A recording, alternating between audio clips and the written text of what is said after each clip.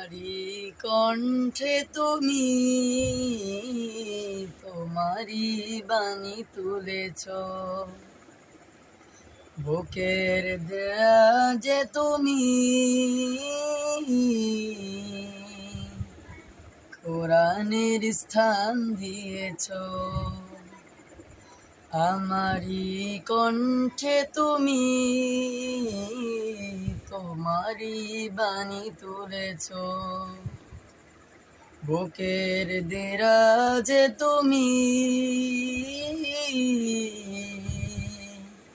কোরআনের স্থান দিয়েছ। এত ভালোবাসো কেন মালিক আমায়, কি করে শুকুর তার করি আদায়। এত ভালোবাসো কেন মালিক আমায়।